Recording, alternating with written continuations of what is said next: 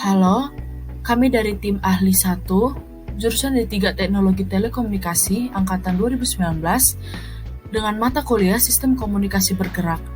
Di sini, kita akan menyaksikan bersama-sama GSM Signaling. Jadi, buat teman-teman dan rekan-rekan, mari saksikan bersama-sama.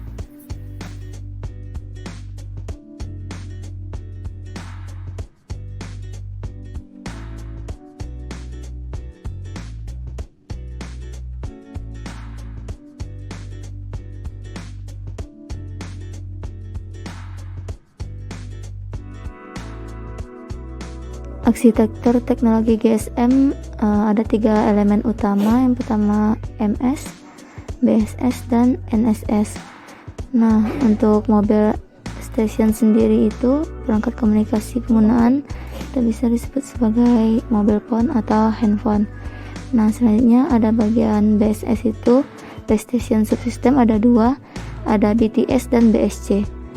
Nah, BTS itu sendiri merupakan perangkat pemancar dan penerima untuk menangani hubungan radio dengan MS dalam sebuah sel. Nah, untuk base station controller itu berfungsi untuk mengontrol BTS yang berada dalam cakupannya. Untuk bagian network switching system ada 2, MSC itu mobile switching center, fungsinya untuk melakukan switching jaringan. Yang selanjutnya ada authentication center, itu untuk mengontrol pengguna jaringan yang sah untuk mencegah pengguna dalam melakukan kecurangan. Nah, yang selanjutnya ada HLR itu sendiri untuk menyimpan data-data pengguna secara permanen. Sedangkan yang VLR, Visitor Location Register, untuk menyimpan data pengguna secara sementara. Yang terakhir ada Equipment Identity Register, itu merupakan database terpusat pada teknologi GSM. Fungsinya untuk validasi IMEI atau International Mobile Equipment Identity.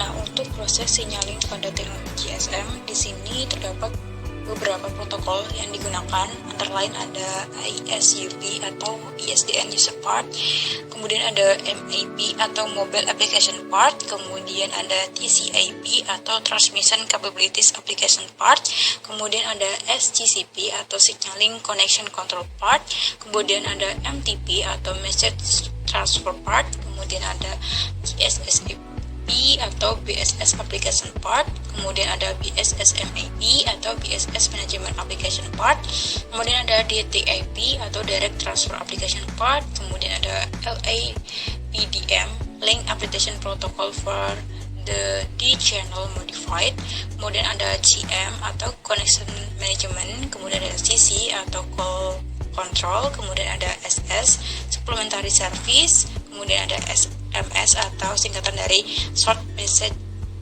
Service, kemudian ada RR atau Radio Resource Management. Oke, selanjutnya di sini adalah penjelasan terkait signaling pada teknologi GSM. Dimulai dari BTS ke MS akan mengirimkan satu kanal yang bernama BCCH atau singkatan dari Broadcast Control Channel, yang digunakan untuk signaling dalam sinkronisasi dan mengirimkan spesifik data dari BTS dan MS pada arah downlink. BCCH ini dibagi menjadi beberapa fungsi. Yang pertama ada Frequency Correction Channel atau FCCH yang digunakan untuk mengawasi ketepatan frekuensi agar bisa berkomunikasi dengan MS. Yang kedua ada Synchronization Channel atau SCH yang digunakan untuk sinkronisasi waktu antara MS dan BS. Kemudian ketika kita ingin menelpon, yang terjadi adalah ketika MS akan mengirimkan satu kanal yang bernama RHCH ke BTS, kemudian BTS akan mengirimkan satu kanal lagi yang bernama sama, yaitu RHCH ke BSC. Nah, RHCH sendiri merupakan singkatan dari Random Access Channel yang digunakan untuk merespon panggilan dari PCH dan meminta alokasi kanal. Kemudian dari BSC akan mengirimkan satu kanal yang bernama Access Green Channel atau biasa disingkat dengan AGCH untuk mengalokasikan kanal bagi MS. Nah, di sini kita memiliki sebuah dedicated channel yang bernama SDCCH atau Standalone Dedicated Channel. SDCCH digunakan dua arah BTS dan MS untuk signaling pada pose setup dan juga proses authentication. Kemudian dari MS akan dilanjutkan dengan mengirimkan request for IMSI ke MSC yang digunakan untuk identifikasi user, kemudian untuk mengidentifikasi subscriber, kemudian untuk berbagai macam proses di jaringan GSM, diantaranya location update, terminating call, dan roaming checking. Kemudian dari MSC akan ke HLR untuk pengecekan lokasi, kemudian HLR akan mengirimkan pengecekan lokasi ke MSC, kemudian dilanjutkan dengan MSC akan meminta request ke VLR untuk lokasi update, kemudian VLR akan mengirimkan lokasi terupdate-nya. Kemudian dari MSC akan meminta IER untuk mengecek list data yang ada, apakah whitelist, greylist, atau backlist. IER akan mengirimkan whitelist ke MSC yang berarti tidak terjadi masalah apa-apa di HP tersebut. Kemudian KI dilanjutkan dengan KI dari MS ke MSC,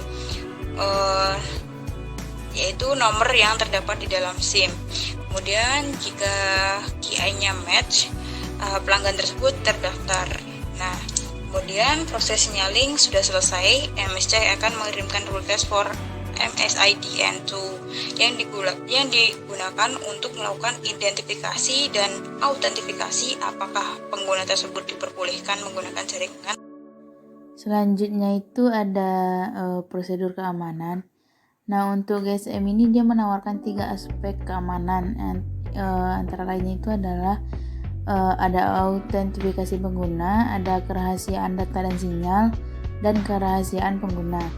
Nah, yang pertama tadi ada autentifikasi pengguna, itu merupakan kemampuan telepon seluler untuk membuktikan apakah yang melakukan akses adalah pengguna yang sah. Nah, yang kedua itu kerahasiaan data dan sinyal, itu merupakan proses mengenkripsikan pesan dan data yang ditransmisikan. Dan yang terakhir itu ada kerahasiaan pengguna, itu merupakan sewaktu jaringan butuh identitas pelanggan atau selama proses autentifikasi IMSI, atau bisa disebut kepanjangannya itu International Mobile Subscribe Identity, yang unik tidak dalam bentuk plain text atau sudah terenkripsi.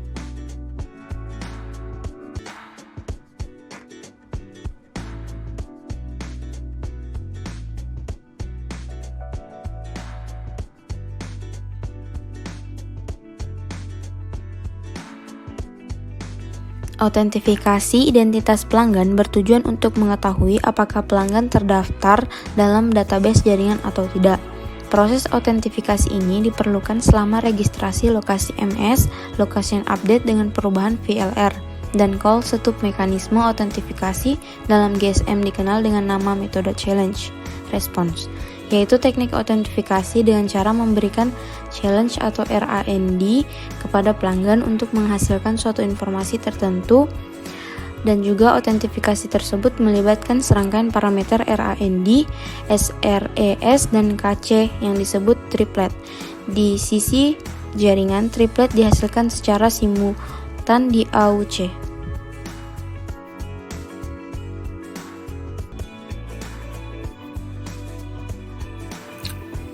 Terima kasih kepada teman-teman yang sudah menyempatkan waktunya untuk menonton video dari kami, tim ahli 1 tentang GSM signaling. Mohon maaf jika ada salah kata dalam pengucapan atau penjelasan kami di dalam video ini. Sekali lagi kami ucapkan terima kasih.